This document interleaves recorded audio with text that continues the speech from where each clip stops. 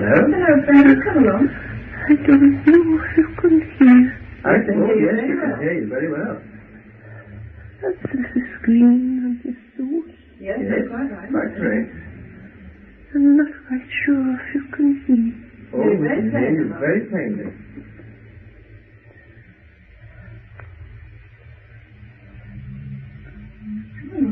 Well, friend, that is...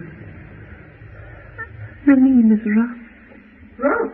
That's right. Yes. You're Scott, aren't you? My name is Mary Ann Ross. Mary Ann Ross. Yes. Come along, Mary. Can you give us a talk? I find it all rather strange, but I hope that you can hear. Yes, very plainly, Mary. You must have been to Scotland, I think. I haven't been. Oh, when I was a baby, yes. That's a long time ago. It's quite a number of years since I was there myself. Yes. In the body, that is. Yes. Where did you live, Mary? It was Dumfriesshire. Dumfriesshire.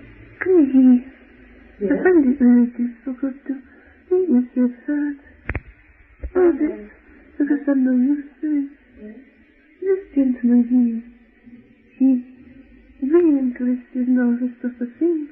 Yes, I am. Very interested. You had a lot of experience, I suppose. Yes, it is fair amount of experience. I have, yes. I never knew anything about this when I was on your side of life. It's only since I came here. Yes. Mary, can you tell us something about, I had a wee cottage. Yes. Oh, Yes, come along. I was getting on in years when I came. Yes. It's nearly 80. Were you really? And what happened to you, I Mary? never married. Pardon? I never got married. You never got married? No. I nursed my parents in their old age. Yes. And what happened, Mary, when you passed over, when you died?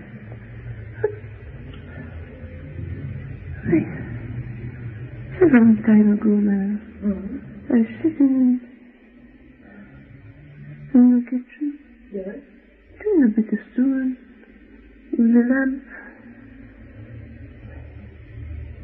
Yes. Go on. And I don't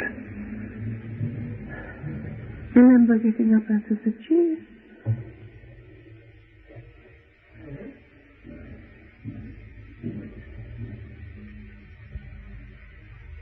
What happened then? What happened then? Yes. But it's very odd. It was as if the whole room was full of light. Yes. And I could see all sorts of people around. There's my mother, and my father, Yes. and my brother who died many years before. And Nellie, Yes. she was a friend, one of my few friends that had died only a few weeks. They were all in a room, and I thought I was having a dream about my people. And it was Nellie who came, and she put her arms around me, and she kissed me on the feet, and it was warm and real. And my mother came, she kissed me too, and I took my hand, and the next thing I know, it was as if I was floating through the window. Yes, go on. And then everything went black. Did not remember a thing until I woke up, and I was in a bed, in a very nice room, with rafters and beams and things, like an old house. And it was cozy and friendly, and the sun, as I thought, was shining through the window. And there was my mother, but she did not look the same as when I saw her in my dream, as I thought. She looked young as I'd seen her in a picture that used to hang in my bedroom when she was married many years before. And she got a white dress, and she had a black bow ribbon in her hair. It's so like I'd seen her in early pictures when I was very young. We used to have a little collection of old photos that Mother kept in a tin. And it was just as if I was seeing her as she was then. And she'd said to me that I was all right and that I had nothing to worry about and I was not going back. And I thought, this is just a dream. And then she said, no, it's not a dream, it's real. You're alive now. You're not to worry about anything. And she said, soon, when you really recover over this, she said, we go out and we meet all sorts of people that you used to know when you were a wee bairn, you know, when you were young. I could not quite see and understand. I could not realize at that stage that I was dead. It was like a beautiful dream. And there was a dog jumped on my bed, and this really gave me a fright in a way. Not that I was afraid of dogs, I was fond of animals, but this was a dog that we'd had many years ago that my father adored, and that was killed by a cat many years ago when I was, in my 20s, I suppose. And this dog, we called it Nipper. And you know, to see Nipper jump on this bed, startled me. I just couldn't realize. And my mother said, of course, there's animals here too. And I thought, well, this is, you know, I just couldn't understand that if there were dead, as my mother said, that there'd be animals too. And she said, oh, that's nothing. She said, out in the yard. She said, you'll see a lot of other animals too. I just couldn't take to this at all. I couldn't believe, you know, when you've been brought up as I was, to a religious way of life, you know, you didn't automatically begin to think of animals being in heaven. And then again I thought this was too natural to be heaven. I thought it would be quite different and that it would all be like one sees in pictures and religious books, you know, with angels and wings and all sorts of, you know, this didn't seem right. I thought it must be a dream and that I'd wake up. But no, I don't know how long I must have been in this bed, but I know that I felt different. I felt as if I was light as air. And I was curious about myself, and I said I'd like to see myself in the mirror. And my mother laughed at me, and she said, we don't have mirrors here. Mirrors are not necessary. You can see yourself when you know yourself. You don't have to look into a mirror to see how you look or how you are. I didn't understand this at all, but all I know that I felt so different, I felt so young, and my body seemed light, and I just felt as if I could get up and dance around the room. But my mother said, no, not for the moment. You just wait a wee while, you see. And the next thing I must have dozed off, at least I thought that's what I did, but it wasn't really quite dozing off.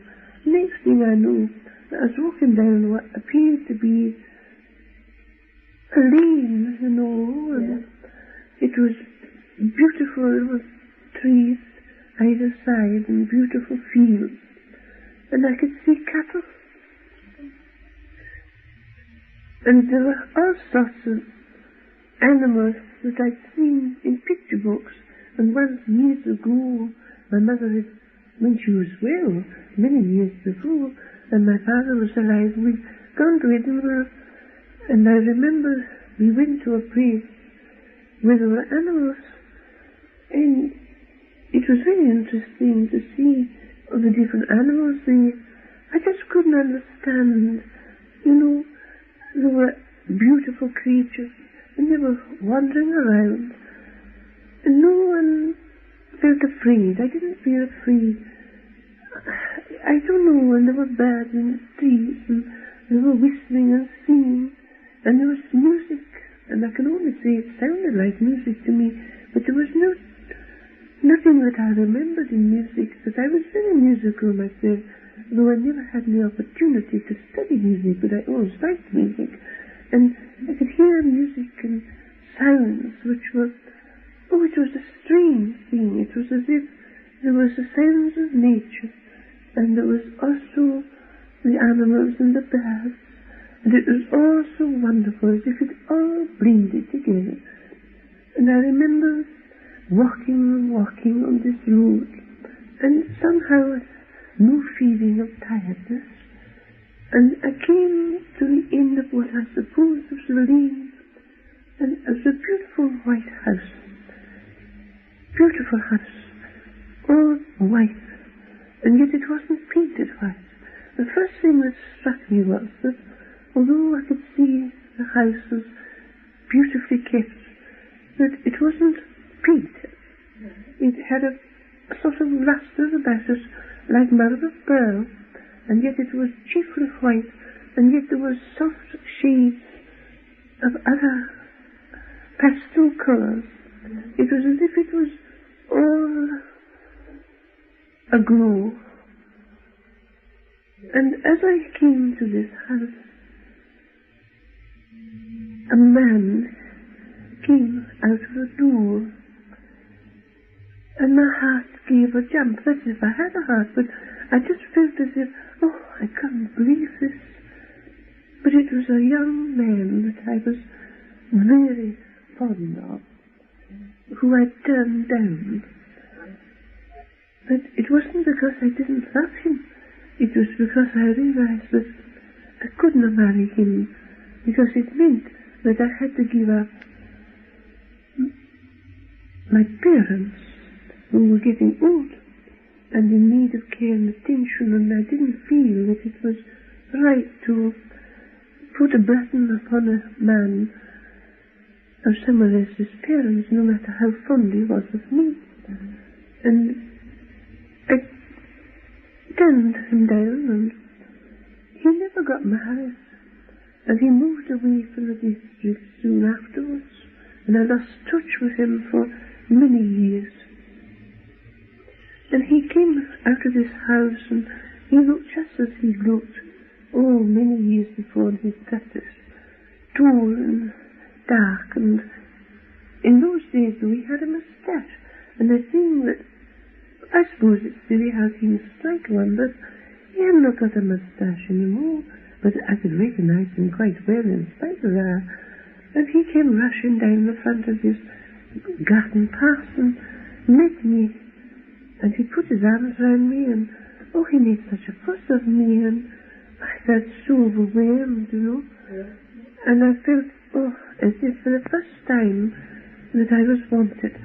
I suppose in a way I should not say that, because I was very much wanted by my parents, and I was very fond of my parents, and they were very good parents to me, but I don't know, but it was a different feeling. I can't explain that. And he said, at last you've come to me, and he says, this time you not turn me down. And I did not know what to say to him, and then all of a sudden it seemed as if in the garden all the flowers began to blossom. I don't know how to explain this without sounding silly, but all the flowers suddenly seemed to grow, and it was as if the garden came alive, and there were all kinds of flowers there, flowers that I remember from the earth, and flowers I'd never seen before. And there was one clump of huge, tall, orange flowers like poppies, but they seemed to go on and on and on. And I thought, if they don't stop growing, they're going to be taller than the house. I thought how stupid this is. I'm so happy with Rosita, and yet all the time, in spite of all my happiness and meeting him and feeling at ease and feeling happy, I could see this group of poppies, as I call them, going taller and taller until they became like huge trees. And then all of a sudden the petals began to open and they began to like droop. When I say that, I don't mean to say that they were dying, but it's as if they opened up and the petals folded down and made like a kind of umbrella. And there were all these beautiful orange flowers like umbrellas. And we went and we stood, at least I think we stood, underneath, and it was as if through the petals of these enormous orange flowers was a beautiful light, and it seemed to have warmth and seemed to have a glow. And he was smiling about this. Was I said, boy, I've never seen such big flowers, and I've never seen such beautiful colours, and I've never seen flowers so tall. And he said, until you came, although I planted many seeds in my thoughts that one day I'd have a beautiful garden, it wasn't until you came, it was then that I knew that I'd have a garden which I could be proud of. And he says, these poppies, as you call them, is my love that has been growing all the years. I've been watching over you. And he says, that's symbolic of us in a way. And he said, our love together, and now we can be free. He says, come into the house. So, there again I can't say if I walked or if I floated, but it was as if my feet never touched the ground, and I remember going into the house, and it was just as I'd always wished and dreamed. It was not a big house, but it was bigger than anything I'd been used to, but everything seemed to be perfect, just as I would always wanted to have had myself, and the furniture, everything, and it was solid and real, and there were such pretty colours, such a wonderful feeling of home. And he said, now, he says, we're together, and now, he says, we can make up for lost time. I have never felt so happy, and then I thought about my mama and my father, and he said, that's all right. He said, you've finished. Now you have your own life, and to be shared with me, but we can keep in touch, and we can go and see them whenever we wish, and they can come and see us too. He says, you have so much to learn. And all of a sudden, in the corner of the room, as he was saying this, something I had not seen before, I saw a piano. I don't know why I never saw this at first, but because I'd always wanted to be a musician, I'd always wanted to be able to play. I'd always loved music very much indeed, and he had been a music teacher. And I did not realize, I suppose it should have struck me, that he would naturally still be interested in music, and that he would, if possible, have a piano. And he says, now, he says, you can have one of your heart's desires, you can become musical, and I will teach you, and you can learn. And I was so happy and so thrilled. It was just as if my youth had come back to me, and all the opportunities that I desired, and all the things that had mattered most to me were mine. I know it sounds so crazy, but and he sat at the piano and he played like an angel all the beautiful music that I used to love so much. And the short time that I knew him, he used to play in the kirk, and he used to play sometimes in the meetings that used to be held in the socials in the village, you know, and he was playing all the things that I loved so much, you know, and not only those things, but other things too, and it was as if through him I was almost, you might say, mesmerized into being able to play myself, because I don't remember, in a sense, having lessons.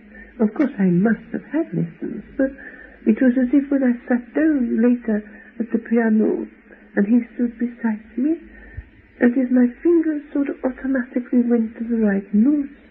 And I know now that it was him working through me in a strange way, mentally helping me and helping my fumbling fingers, And I know this sounds extraordinary. And then he said, we go sometimes to what you would call concerts, and you hear the great people, which makes me, he said, feel so insignificant, but it gives me hope that I might eventually one day be able to play beautifully. And I was not cross with him, but I thought, well, how stupid. And I said, but you play beautifully. You have a wonderful touch, And he said, no, you haven't heard what I have heard. And I said, well, I'm quite happy with you and the way you play. He said, well, you must come with me and we will go to concerts. And eventually he took me to one place in particular, which was in I suppose you'd call it a town, because there were all sorts of houses and large buildings where people were living, and there was a huge place with many steps. And when I first looked at all those steps, I thought, my, what a lot of steps. You get so tired climbing up all those steps. But the funny thing was that I didn't feel tired at all. I didn't feel as if I'd even climbed steps. But nevertheless, we went into this great place, and it was so vast, and it must have held thousands of people.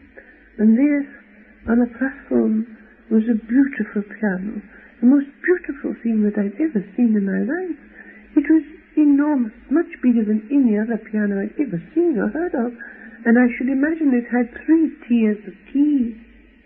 It was a tremendous thing, and very, very beautiful, and it's as if it was made of mother of pearl.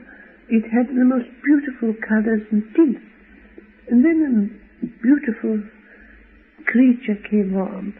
He was tall and nice looking, and his hair was long, and he had fine features, and he sat down and he started to play. Well, I've never heard anything like this. The funny thing is that it seemed as if there were 3 of the keyboards being used at the same time, and yet there was only the one pair of hands. And I don't know how the other keyboards were played.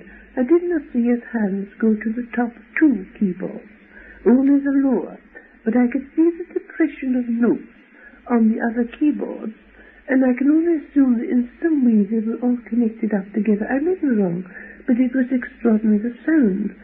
It was as if you were carried away by it, and as if you were enveloped by it, and as if you lost all sense of place and time and everything, and as if you were, in a kind of way, with the music and part of the music, and you lost sight of the hall and the people, and even the pianist after a time. It was as if you were transported in a most strange way, as if you were part of the music, and as if it was talking to you and helping you to understand. It was an extraordinary experience. And then, of course, I knew what my friend had said and meant when he said the difference in his playing. It was, of course, a great experience for me, but as I said to my friend, I quite appreciate, and it was a wonderful experience, but I still like the way you play just as much. And I realized as I said that, I meant it.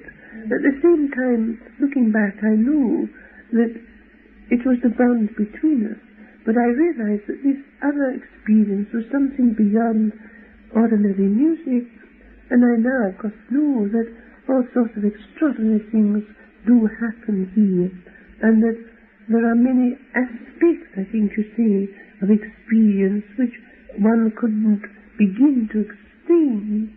But I'm very happy now. But I must say that I had some fantastic experiences which I would like to recount from time to time, if it's permitted, because I think it might be interesting to other people. And as far as people dying, no one need worry about it at all. It's the most wonderful experience. And of course, at first it's a shock, but you soon get over that. And if you know about it beforehand, you know what to expect, which is a great help. I didn't, you see, and a lot of people don't, and they don't realize that they did at first. It takes them a little while to understand, you see. What clothes are you wearing now, Margaret? Oh, well, I hadn't thought about it. It's strange you should ask me that, but until you mentioned it, I wasn't even aware. But my dress is lilac in colour, and I have a bunch of violets on my dress. But unless you'd have mentioned it, I wouldn't have thought about it. What are you doing now, Mary? I mean, you part of your music. Now, Yes. I'm teaching children in a wee school, and I'm very happy with that. But I always loved children, and I always would have liked to have had children myself. And now I teach. But I will come and talk to you, if I may, sometime again. Very nice. It's been nice talking to you, and I hope I can come again soon. But I have to go. But whatever it is that makes it possible for me to talk to you is not so strong a power, whatever they call it. But I am happy to be here, and may I say I hope to come soon again. Thank you. Goodbye. Thank you for a lovely Bye-bye. Goodbye, Mickey. I think she'll come again. I hope so, That's Mickey. interesting. Yes. Bye-bye. Thank Goodbye, you. Mickey. Bye-bye.